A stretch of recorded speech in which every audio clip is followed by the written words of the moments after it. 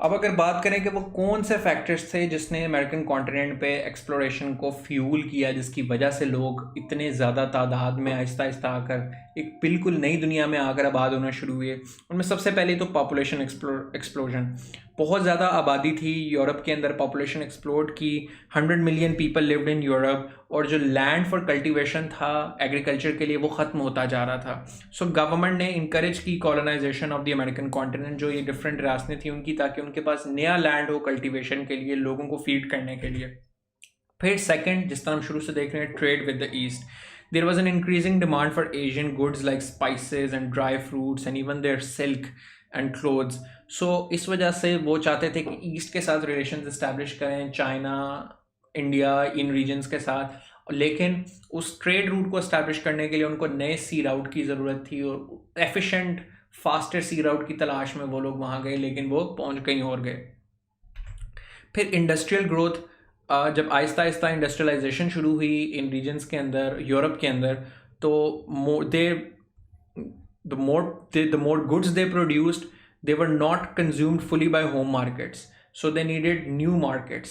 वो चाहते थे कि ज़्यादा से ज़्यादा बेच सकें अपनी प्रोडक्ट्स को, अपने प्रॉफिट्स को मैक्सिमाइज करने के लिए। तो उस इंडस्ट्रियल ग्रोथ ने भी स्पर किया कॉलोनाइजेशन को। और सब्सिक्वेंटली हम देखेंगे कि मज़ीद जैसे आप जब कॉलोनीज़ फल बढ़ना शुरू हुई, तो जब टोबैको इंडस्ट्री लगी और शुगर इंडस्ट्री लगी और दूसरी इंडस्ट्रीज, टी की इंडस्ट्री, तो इन इंडस्ट्रीज़ के लिए उनको फिर कॉलोनाइजेशन ने बहुत ज़्यादा इकोनॉमिकली फ़ायदा दिया।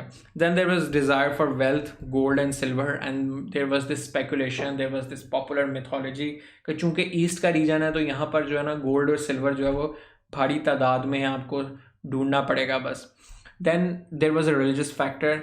यूरोप में बहुत ज़्यादा मजहबी इंतहा पसंदी थी, वॉर्स ऑफ रिलीजन चल रही थी। रोमन कैथलिक चर्च और उसके फॉलोअर्स कैथलिक्स, और जो रेफर्मेशन के बाद आने वाले प्रोटेस्टेंट्स, उनका ईंट इट कुत्ते का वैर था आपस में, और वो बहुत ज़्यादा लड़ाई थी उनकी आपस में, बहुत ज़्यादा वॉर्स हुई, जंगो जदल था।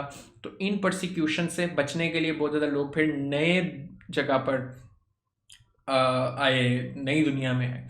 इसके साथ साथ इस कॉन्टेक्स्ट में एक चीज़ ये भी चल रही थी कि चूँकि ट्रांस अटलांटिक स्लेव ट्रेड शुरू हुई पहली दफ़ा, कि ये रिसोर्सेज गैदर करने के लिए वहाँ जो प्लांटेशंस लगाएंगे शुगर की, टी की, टोबैको की, वहाँ पर काम करने के लिए और कल्टीवेशन के लिए भी, फार्मलैंड्स की भी, अफ्रीका से स्लेव्स मंगवाए गए, क्योंकि स्लेव्स सस्ते पड़ते थे, उनको आप कम फीड करना होता था, बेयर मिनिमम सस्टेंस पर रखना होता था, और उसकी वजह से जो आउटपुट थी वो इन ओनर्स को बहुत ज़्यादा मिलती थी। So that also fuelled and started the slavery. So in a way, American continent and the European colonies in America were built on the backs of slaves.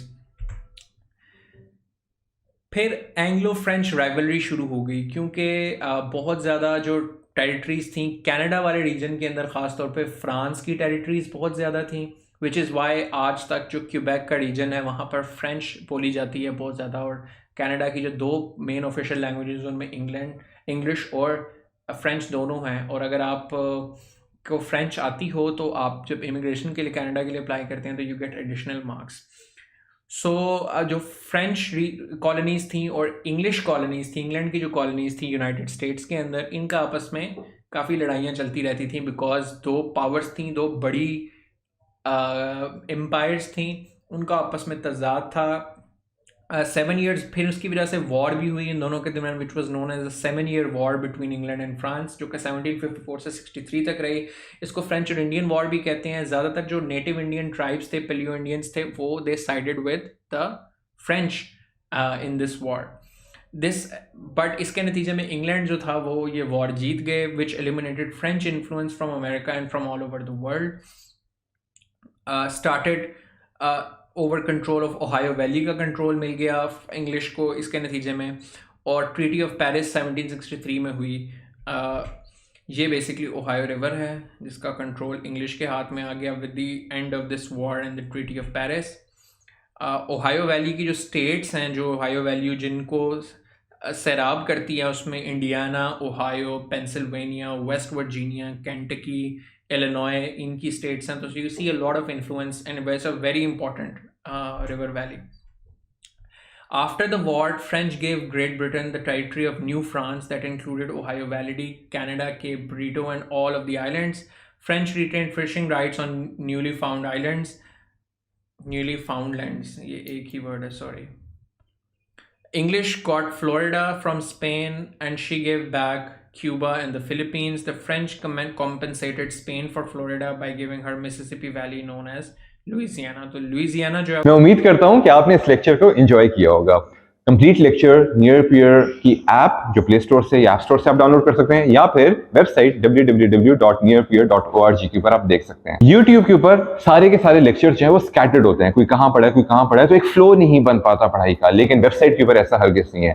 तमाम के तमाम लेक्चर टीचर्स ने एक फ्लो के साथ एक ऑर्गेनाइज स्ट्रक्चर में डाले हुए हैं, और ना सिर्फ लेक्चर्स हैं बल्कि साथ में क्विजेस भी हैं, टेस्ट बैंक भी है, स्केड्यूल भी है प्रॉपर, जिसको आप फॉलो करके अपनी तैयारी को ऑप्टिमाइज कर सकते हैं। एआई बॉट है जिससे आप कोई भी सवाल करें तो 30 सेकंड के अंदर अंदर आपको जवाब मिल जाता है। 24/7 टीचर का एक्सेस है, लाइव सेशंस का पूरा स्केड्यूल है, तमाम वो चीजें जो आपकी तैयारी को पक्की बनाने में आपकी हेल्प कर सकता है। अगर आपका कोई भी सवाल, कोई भी क्वेरी, कोई भी कंफ्यूजन है तो feel free to drop us a WhatsApp on the given number. हमारे काउंसलर्स हर वक्त इंतजार में बैठे होते हैं कि वो किस तरह से आपकी बेहतरीन तरीके से मदद कर सकते हैं। All the best.